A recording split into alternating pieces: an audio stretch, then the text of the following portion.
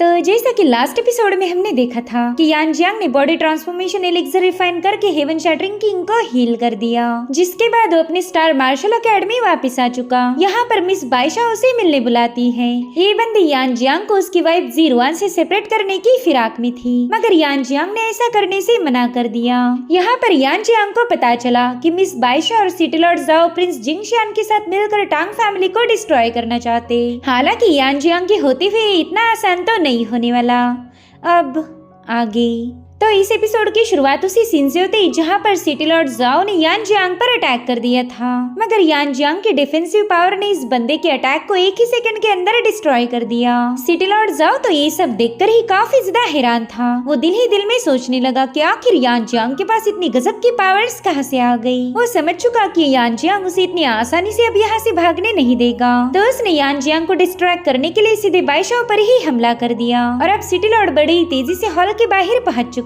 उसे लग रहा था कि उसने यान जियांग को चकमा दे दिया, लेकिन यहाँ पर वो पूरी तरह से गलत है, क्योंकि यान जियांग तो उसके सामने खड़ा था। यान जियांग उसका मजाक उड़ाते हुए कहने लगा कि तुम्हें क्या लगा इस कछुए जैसी चाल के साथ तुम यहाँ से भाग पाओगी? ना ना, मेरे होते हुए तो बिल्कुल नहीं। इसलिए अब सिटी लॉर्ड के पास फाइट करने के अलावा और कोई ऑप्शन नहीं था। तो बंदा तुरंत ही अपनी फायर पावर को एक्टिवेट कर देता है। उसने यहाँ पर अपने 3 हेडेड यांग बीस्ट को समन कर लिया, जो देखते साथ ही यान जियांग ने भी अपनी सोड इंटेंट का यूज करते हुए एक थंडर सोड को फॉर्म कर लिया। और फिर यान जियांग की एक ही स्ट्राइक के साथ सिटी लॉर्ड जाओ बुरी तरह से घायल हो जाता है। अब ये बंदा कोई और चालबाजी कर पाए इससे पहले यान जियांग ने अपनी थंडर सोड उस पर पॉइंट कर दी, जो देखते साथ ही सिटी लॉर्ड तो काफी ज्यादा पैनिक हो जाता है। उसे लग रहा था कि अब उसका गेम ओवर हो जाएगा, इसलिए वो यान जियांग के सामने रहम की भीख मांगते हुए कहने लगा कि प्लीज मुझे मत मारो। तो यान जियांग भी अपनी इवल स्माइल करते हुए कहने लगा कि रिलैक्स, मैं तुम्हें नहीं मारने वाला, फिलहाल तो बिल्कुल नहीं। अगर तुम मेरे काम आए तो शायद मैं तुम्हें बख्श दूंगा।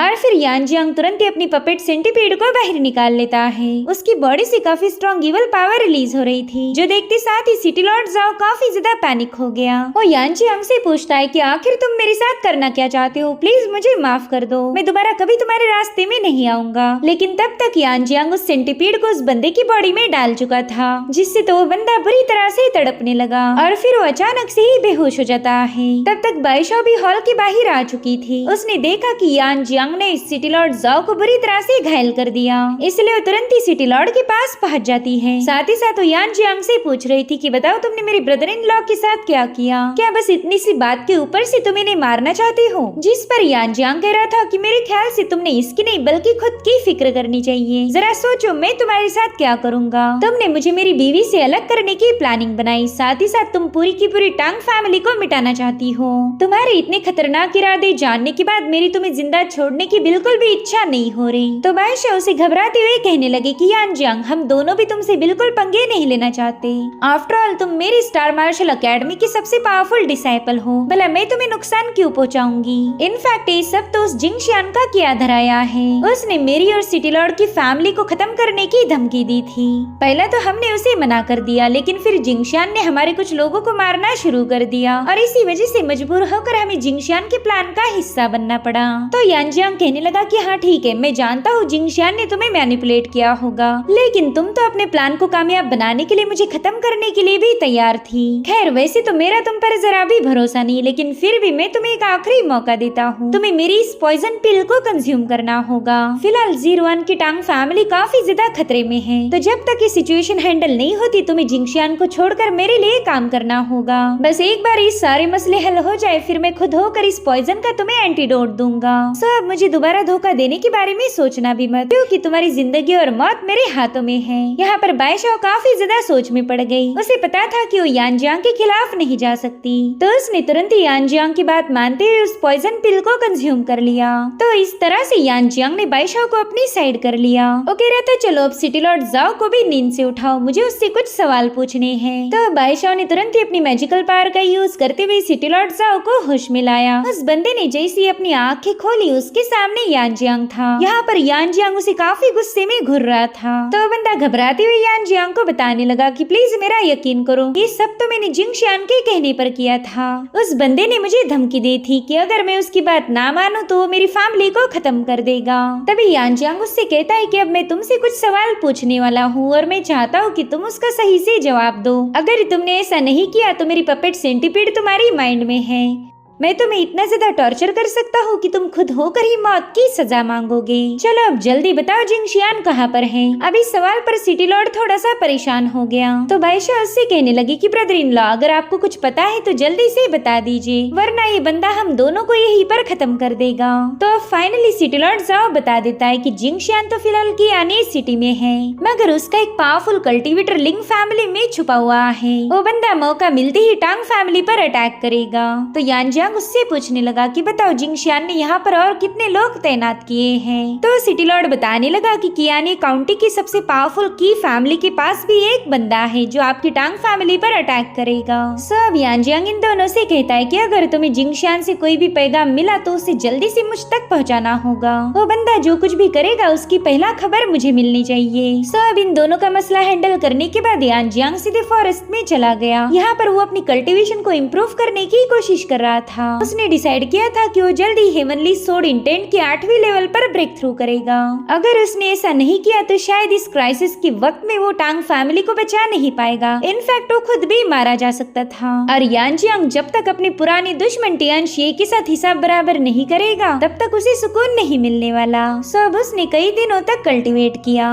उसकी 5 एलिमेंट सोर्ड बॉडी धीरे धीरे करके काफी ज्यादा इम्प्रूव हो रही थी और अब उस पूरी जगह पर एक तेज ऑरा रिलीज होते हुए यानजियांग ने अपनी सोर्ड इंटेंट को 8वीं लेवल पर पहुंचा दिया। वो अपनी इस प्रोग्रेस से काफी ज्यादा इम्प्रेस हो गया। साथ ही साथ उसमें वो कॉन्फिडेंस आ गया कि वो अब अपने ओपोनेंट के साथ निपट सकता है। अब यानजियांग खुशियां मना ही रहा था कि तभी उसका ट्रांसमिशन बीड एक्टिवेट हो गया। दरअसल शियार ने उससे कांटेक्ट किया था। वो उसे बता रही थी कि आज ही हमारे पैट्रियार्क का जन्मदिन है तो जल्दी से घर आ जाए, आपके बिना तो दावत में कोई मजा नहीं आने वाला। जिस पर यानजियांग कह रहा था कि हाँ इसी दिन का तो मैं इंतजार कर रहा था, बस थोड़ी देर में मैं घर पहुंच जाऊंगा। अब अगले सीन में हम देख पाते हैं कि यानजियांग टांग रेसिडेंस के सामने पहुंच चुका। यहाँ पर यानजियांग को कई सारे नए चेहरे नजर आ रहे थे। ये सभी लोग टांग फैमिली की दावत का हिस्सा बनने आए थे। इन मेहमानों को देखकर यानजियांग सोच में पड़ गया। वो कहता है कि हमारे पैट्रियार्क तो हमेशा मार्शल वर्ल्ड के अफेयर से दूर रहते आए, मगर फिर भी लोग उनकी काफी ज्यादा रिस्पेक्ट करते हैं। और उतने में ईमान फैमिली का एल्डर अपने 2 बेटों के साथ वहाँ पर पहुँच गया। वो यानजियांग से कह रहा था कि बताओ यहाँ आने की तुम्हारी हिम्मत कैसे हुई? ये दावत पावरफुल कल्टीवेटर्स के लिए रखी गई है, तो तुम्हारे जैसे लूजर का यहाँ पर कोई काम नहीं। दरअसल कुछ दिनों पहले इन मान ब्रदर्स के यानजियांग के साथ झगड़े हुए थे, तो उस वक्त मिस बादशाह ने यानजियांग को इम्प्रेस करने के लिए इन दोनों को अकेडमी से निकाल दिया। सो अब यानजियांग उस मास्टर से कहने लगा कि मैं यहाँ पर क्यों आया ये सवाल तुम मुझसे नहीं पूछ सकते, ये तो मेरा पर्सनल मैटर है और मैं तुम्हें आगाह करता हूँ कि तुम मेरे मसलों में टांग मत अड़ाओ। जिस पर मांटू कह रहा था कि टांग फैमिली तो काफी ज्यादा पावरफुल है, यहाँ का सर्वेंट बनने जितनी भी तुम्हारी औकात नहीं होगी। अब अगर तुम नहीं चाहते कि तुम्हारी पिटाई हो तो जल्दी से यहाँ से दफा हो जाओ, वरना तो तुम्हें सबके सामने जलील करने में मुझे जरा भी वक्त नहीं लगेगा।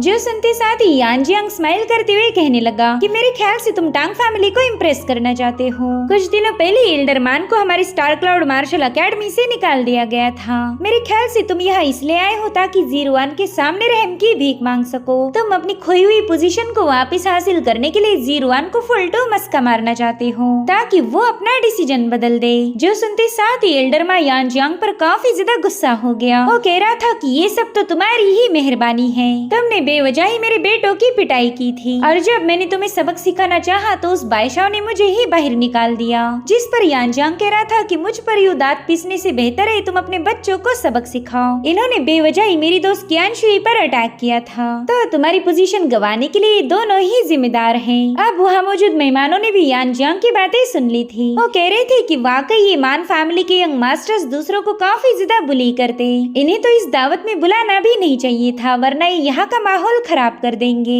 यहाँ पर मांटू यानजियांग को उकसाने की पूरी कोशिश कर रहा था, तो यानजियांग कहता है हाँ मैं जानता हूँ तुम यहाँ पर एक सीन क्रिएट करना चाहते हो ताकि सबको ये लगे कि मैंने जश्न को खराब कर दिया और फिर ये सब लोग मिलकर मुझ पर अटैक करेंगे। तो मांटू कह रहा था ना, मेरा ये इरादा तो बिल्कुल नहीं, मैं तो बस तुम्हें ये समझाना चाहता हूँ कि कुत्तों का इस दावत में आना अलाउड नहीं, जिस पर यान जियांग कह रहा था हाँ बिल्कुल तुम एकदम सही बोल रहे हो, स्टार मार्शल अकेडमी से लात मारकर निकाल दी कुत्तों का यहाँ आना अलाउड नहीं। अब ये सुनकर वहाँ मौजूद लोग काफी जोर जोर से हंसने लगे। एल्डर मा तो अब उस पर और भी ज्यादा भड़क गया, इसलिए उसने गुस्से में आकर यान जियांग पर पंच हिट कर दिया, जिसे यान जियांग अपने पंच से काउंटर कर लेता है। साथ ही साथ उसने एल्डर मा को काफी दूर पुश कर दिया था। मांटो ने देखा कि उसके फादर के हाथों से खून बह रहा, इसलिए वो भी तुरंत ही जाकर यान जियांग पर अटैक करने की नाकाम कोशिश करता है, लेकिन यान जियांग ने उसे भी नीचे पटक दिया था। अब यहाँ पर ये सारा तमाशा चल ही रहा था कि तभी ज़ेंगियांग गैंग का लीडर वेई वहाँ पर पहुँच गया। यहाँ पर मांटो तो वेई फैमिली के यंग मास्टर वेलियान को देखकर ही उससे मदद की भीख मांगने लगा। अब इसे क्या ही पता कि यान जियांग ने तो ऑलरेडी इन दोनों बाप बेटों की धुलाई की थी। तो अब वो मांटो से पूछता है कि बताओ क्या तुम्हें वाकई ऐसा लगता है कि वेलियान तुम्हारी मदद करेगा, जिस पर मांटो कह रहा था कि वेलियान मेरा सबसे अच्छा दोस्त है, बस अब थोड़ी देर में तुझे तेरी औकात पता चल जाएगी। इधर वेई फैमिली के लोग तो काफी ज्यादा हेजिटेट करने लगे। उन्हें पता था कि यान जियांग के साथ तो बिल्कुल भी पंगे नहीं ले सकते।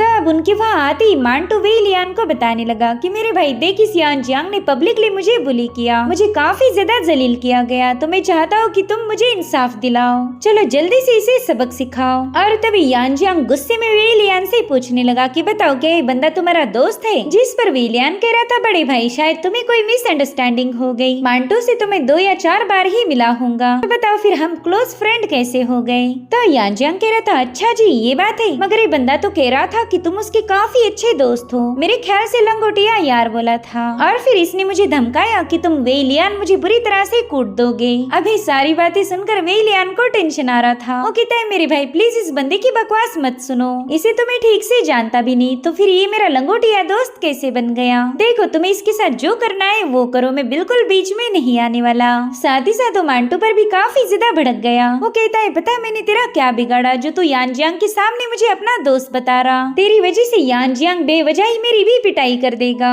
अब वेलियान की सारी बातें सुनकर मांटो को भी समझ आ चुका था कि शायद वेलियान ऑलरेडी यान जियांग के हाथों पीट चुका, इसलिए तो ये बंदा यान जियांग को बिल्कुल भी ऑफेंड नहीं करना चाहता। और उतने में ही मास्टर वेलियान यान जियांग से कहने लगे कि यंग मास्टर क्यों ना मैं इस मसले को हैंडल करूं, आप तो बेवजह ही इन यूजलेस लोगों को मार के अपने हाथ गंदे कर रहे हो। जो सुनते साथ ही यान जियांग तुरंत ही साइड में हट गया। अरे मास्टर वेलियान उस बंदे का गिरेबान पकड़कर उसे उठा लेता है। वो कह रहा था कि तुमने यंग मास्टर यान जियांग को ऑफेंड किया है, अगर मैं चाहूँ तो तुम्हारे छोटे छोटे टुकड़े करके मछलियों को खिला सकता हूँ। जिस पर मांटो पैनिक होते हुए कहने लगा कि मास्टर प्लीज मेरी बात सुनिए, मैं आपके सामने सब कुछ एक्सप्लेन कर सकता हूँ। दरअसल इस यान जियांग ने बेवजह ही मेरे साथ पंगे लिए थे, इसी की वजह से एल्डर को मार्शल अकेडमी से निकाल दिया गया। मगर वेलियान कहाँ ही उसकी कुछ सुनने वाला था। वो कह रहा था कि अपनी बकवास बंद करो, अगर तुम्हें अपनी जान प्यारी है तो दोबारा से यंग मास्टर के रास्ते में भी मत आना। सब इस मसले को हैंडल करने के बाद यान जियांग तुरंत ही हॉल की तरफ रवाना हो गया। मान फैमिली के लोग तो अभी भी उसे घूर के देख रहे थे